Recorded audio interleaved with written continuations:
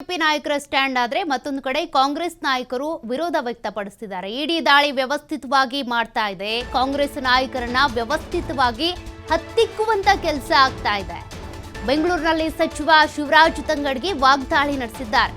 Congress ನಾಯಕರನ್ನೇ target ಮಾಡಿ ಈ ರೀತಿ ದಾಳಿ ಮಾಡ್ತಿದ್ದಾರೆ. ಕೇಂದ್ರದಲ್ಲಿ ದೊಡ್ಡ ಹಗರಣ ಆಯ್ತಲ್ಲ, SBI ಚುನಾವಣಾ ಬಾಂಡ್ ಹಗರಣ ಆಯ್ತು.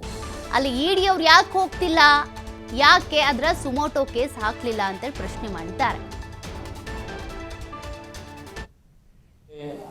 ಅಲ್ಲಿ ಇಡಿ ಹೋಗ್ತಾ ಇಲ್ಲ, ಚುನಾವಣೆ ಬಾಂಡ್ SBI ಚುನಾವಣೆ ಬಾಂಡ್, ಅಲ್ಲಿ ಯಾಕೆ ಇಡಿ ಅವರು ಹೋಗ್ತಾ ಇಲ್ಲ, ಅಲ್ಲಿ ಯಾಕೆ CBI ಹೋಗ್ತಾ ಇಲ್ಲ, ಅಲ್ಲಿ ಯಾಕೆ ಸುಮೋಟೋ ಕೇಸ್ಗಳು ಆಗ್ತಾ ಇಲ್ಲ, ಅಲ್ಲಿ ಯಾಕೆ ಅವ್ರ ಮನೆಗೆ ತನಿಖೆಗಳಾಗ್ತಾ ಇಲ್ಲ.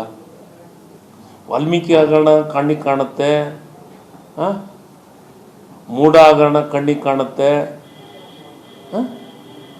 BJP ಯಾವ ಹಗರಣ ಕಣ್ಣಿಗೆ ಕಾಣಂಗಿಲ್ಲ. ಕೇಂದ್ರ ಸರ್ಕಾರದ್ದು ಒಂದು 2 ವರ್ಷದ ಚುನಾವಣೆ ಪೂರ್ವದೊಳಗೆ ಏನು ಕೆಲವೊಂದಿಷ್ಟು ಹಗರಣಗಳಾದವಲ್ಲ ಕೇಂದ್ರ ಸರ್ಕಾರದ್ದು, ಅದ್ರ ಬಗ್ಗೆ ಯಾಕೆ ಚರ್ಚೆಗಳಾಗ್ತಾ ಇಲ್ಲ, ಇಡಿಗಳು ಯಾಕೆ ಸುಮೋಟೋ ಕೇಸ್ಗಳಾಗ್ತಾ ಇಲ್ಲ. ಇಲ್ಲಿ ಮಾತ್ರ ಇದಕ್ಕೆಲ್ಲ ಎದುರಂಥ ಪ್ರಶ್ನೆ ಇಲ್ಲ.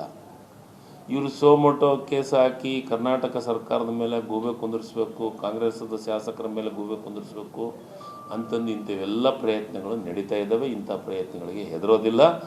BJPಯವರಿಗೆ ಗೊತ್ತು, ಕಾಂಗ್ರೆಸ್ ಪಾರ್ಟಿಗೆ ಒಂದು ಇತಿಹಾಸ ಇದೆ, ಕಾಂಗ್ರೆಸ್ ಪಕ್ಷಕ್ಕೆ ಒಂದು ಇತಿಹಾಸ ಇದೆ. ನಮ್ಮ ರಾಜ್ಯದ ಅಧ್ಯಕ್ಷ